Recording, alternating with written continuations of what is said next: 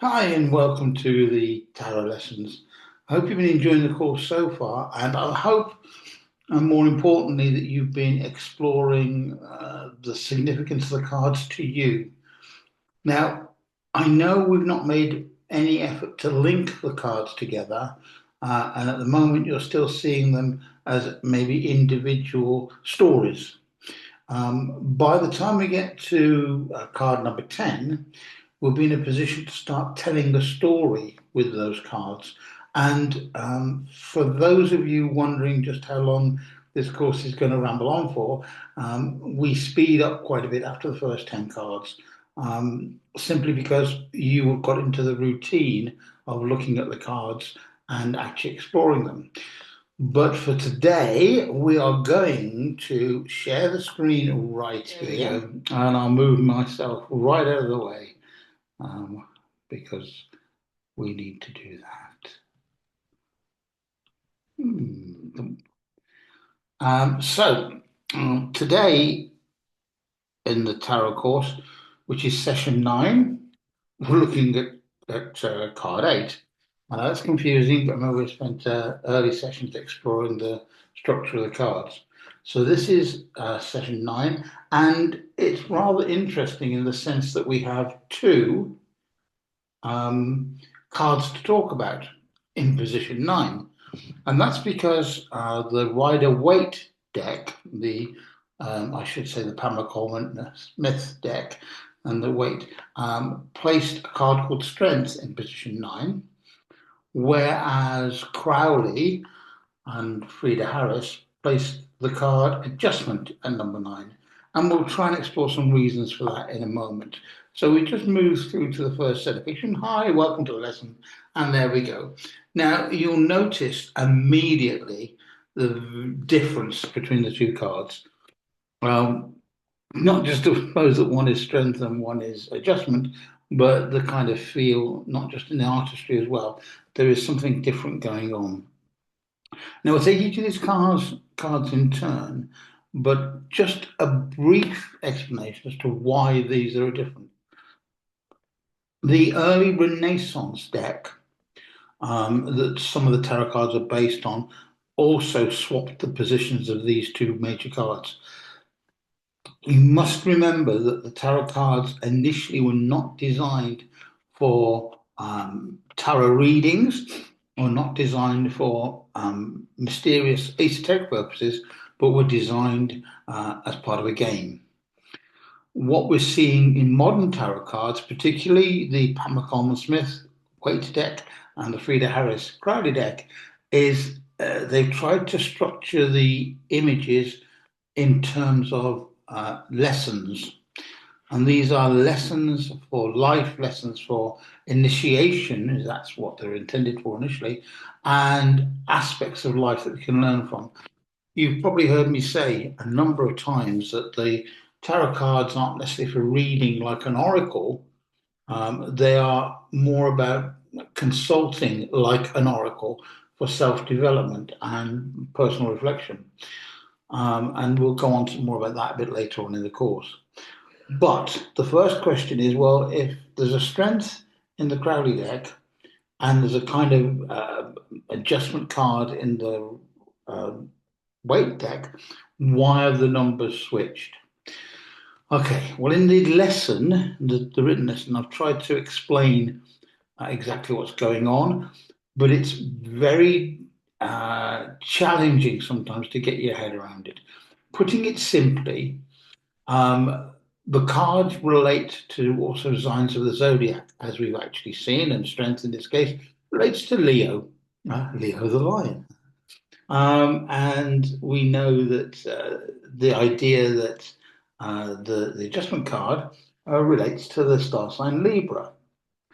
And there are very complicated connections between the zodiac signs, the numbers, and the Hebrew letters, which actually appear on the Crowley deck, but not on the Rider Waite deck. And Crowley was trying to take a system and make it make sense. So we've already noted in the past lessons that the 22 tarot trumps are actually linked to the 22 Hebrew letters of the alphabet and the 22 paths in something called the Kabbalah. And trying to unify all these ideas is challenging, and that's what Crowley was trying to do, to bring the cards in alignment with the system that the Golden Dawn taught about the pathways between the different spheres on the Kabbalah. Now, if the Kabbalah is totally new to you, or we're not really fully mentioned it, you might be interested in looking at my occult course, which is actually looking at the ritual aspects of Kabbalah. Um, so Crowley was trying to bring these two systems in line and make them make sense according to something called the cipher papers. Now, the cipher papers were a series of instructions left or discovered or found or authored by, depending on what story you want to buy into, but by Samuel MacGregor Mathers, who was one of the founding members of the Golden Dawn. He had these cipher papers, which were really a series of lessons. Now, he claims they were handed down to him and therefore they're quite old, or they were quite old at the time, and they structured the Golden Dawn system of initiation based upon these cipher papers. The reality is that MacGregor Mathers and a few others wanted to start a breakaway Masonic organization that had more mystical leanings, and they needed a framework, and these papers provided the framework. Now, whether they were actually historic papers or whether they were created for them is a question that I go into a little bit in the text of the lesson, but it's really worth thinking about that and thinking about the way that these cards were actually part of a whole series of lessons which led to an initiation into the mysteries.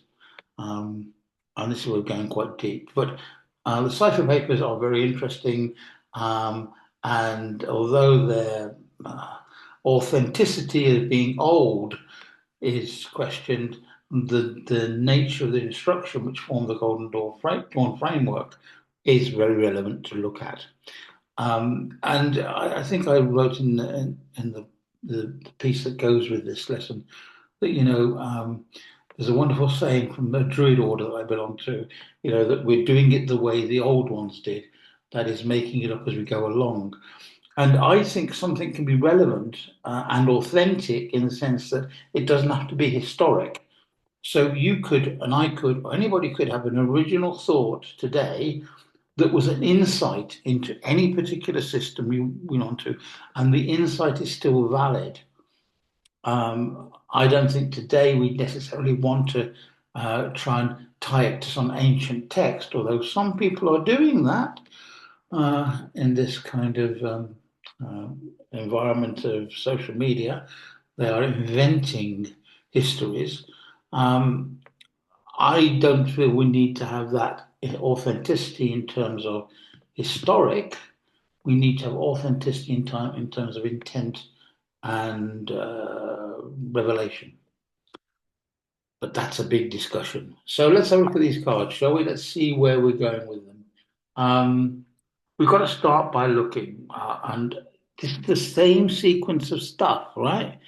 And I'm hoping by now you've got into the habit of when you're studying the card, you take it out and look at it. You live with it for a while.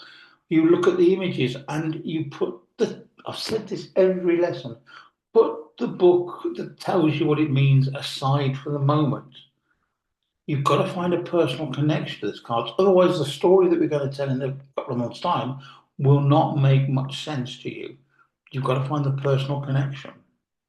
So it's about looking and making a note in your journal about your reactions to the card.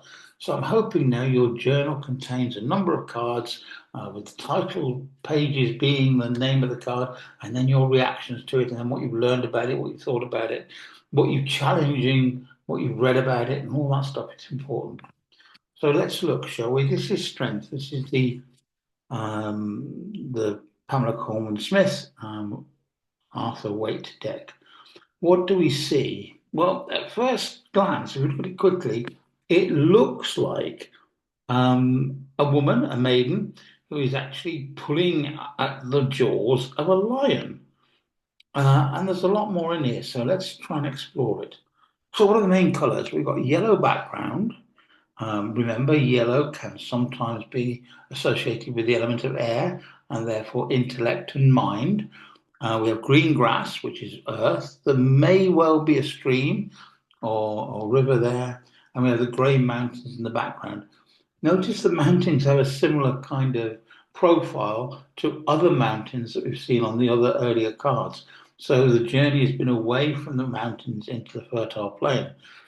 Now, we also see the hint of trees and woodland in the background. Okay. So what's the story here? Well, it's a woman and a lion, and they're on a grassy plain, and there's possibly a stream. And is she forcing the mouth of the lion, or is she petting the lion? It's very difficult to see. In some of the earlier cards, she was quite obviously forcing the lion's jaws apart. In later cards, it was that she could have been scratching the lion underneath the chin and patting its head. You have to decide what you think is going on here. But the card is called Strength. And are we seeing a physical strength in this card, i.e., the one forcing the lion, or are we seeing a different kind of strength? That's the question. There's the infinity symbol above the woman's head. There are flowers around her head, and then there's a flower or garland on her dress. And and also it looks like the garland is going round the neck of the lion. Now we've seen the infinity symbol before on the magician.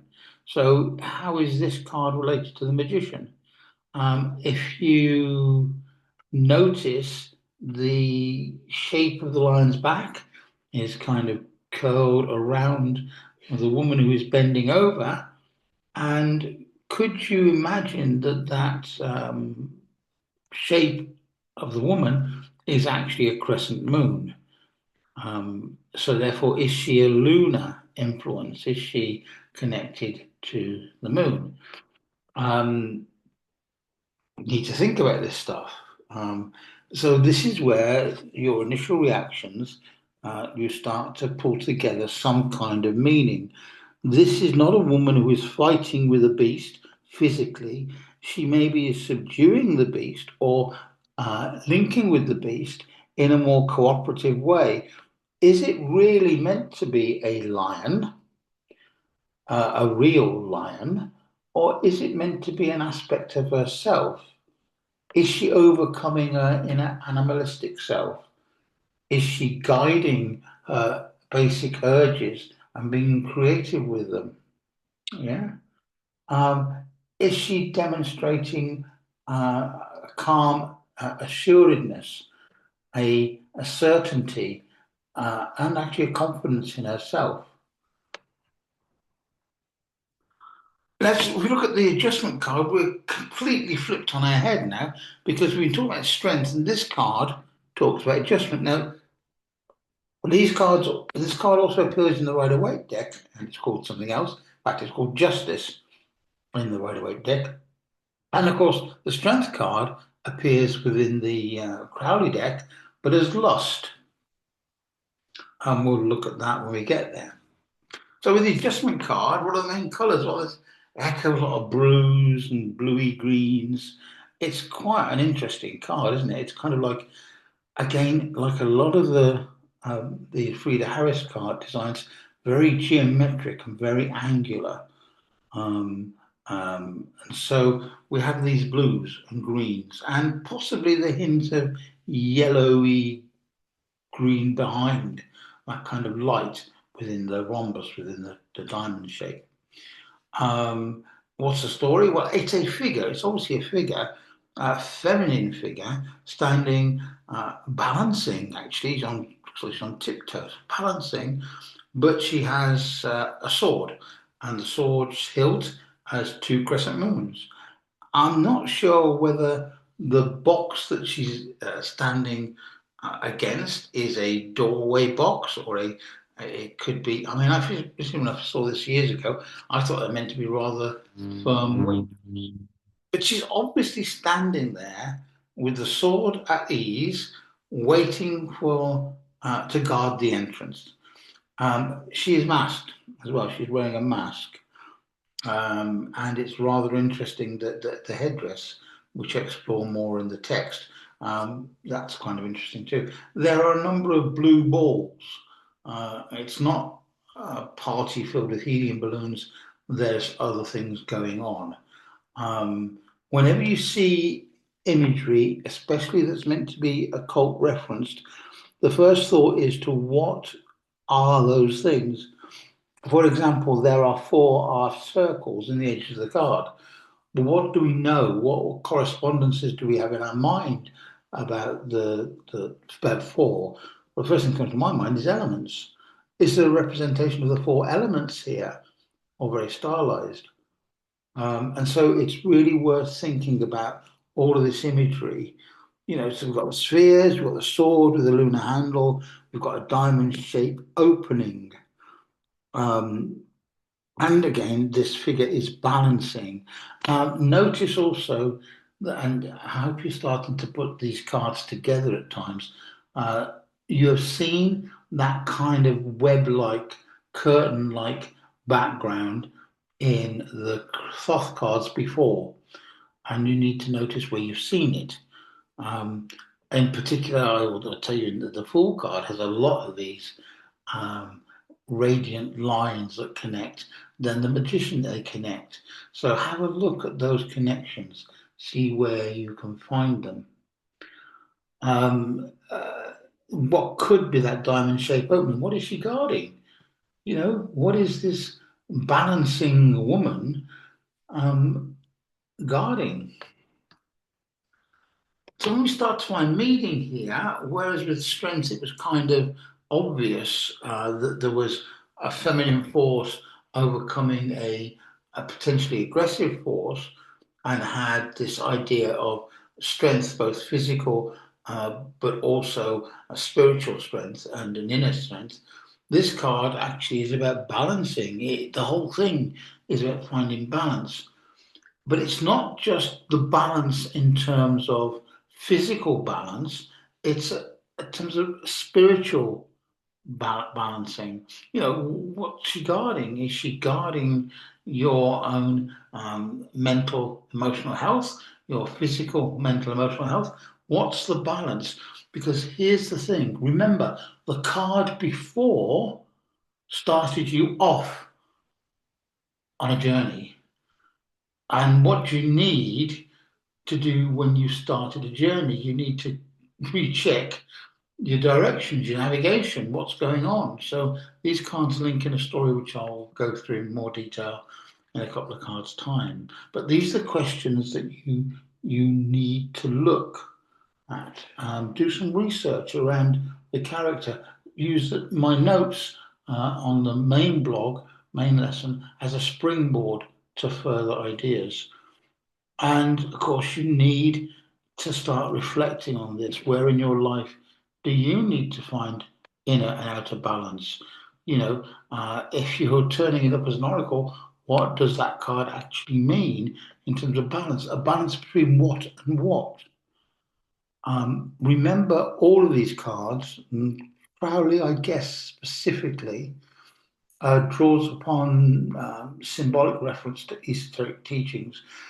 The Waite and the Smith deck do also, but they're very much there's often a direct link to Greek mythology in the Pamela Coleman Smith deck, and in the Thoth deck. Lady Frida Harris was drawn by abstract art and a hint towards Egypt and other mystery traditions. But the cards aren't fixed within a mystery tradition, they are keys to other mystery traditions, which is why it's important to realize that I talk about this in the lessons in the occult. Along with this understanding of imagery, There's a need to understand how things link. They're called magical correspondences, colors and numbers and planetary signs and the tarot, Hebrew letters are all linked in some way to create meaning. And the more correspondences you can pull upon, the richer your understanding of the symbolism within any mystery tradition. Okay, so it would rather be like me seeing a cross, a Christian cross, and simply thinking about the crucifixion. The crucifixion means so much more. You can have associations from that. I just pulled that example out of my head, but it's important for you to realize that these cards trigger and link to and correspond to bigger ideas, which is why when you study the tarot, you're really studying a whole wealth of occult esoteric symbolism. And the more you understand that, the more powerful your use of the tarot will become. So next month we're at the Hermit, and this time both Crowley and Arthur Waite agree that this card is the Hermit, so no playing there. This card is almost at the end of our journey through the first 10 cards. Um, and well, actually, 11 if you kept the fall of zero. So we're going to be more than over halfway there shortly. And then we'll start to link these together. So next month is the Hermit, but until we speak again, focus on those two cards. If you're a Crowley, if you've got a Thoth deck, focus on adjustment. If you've got a weight deck, focus on the idea of strength. And if you have other decks, do some comparisons, okay? You will see where one draws upon the other. Be aware that different cards have different mythic influences and therefore draw upon different traditions. So, for example, if you've got the Merlin tarot, you need to understand Merlin mythology. If you've got a Nordic tarot, you need to understand Norse mythology. But I'm sure you found that already. So, until next time, have a good month.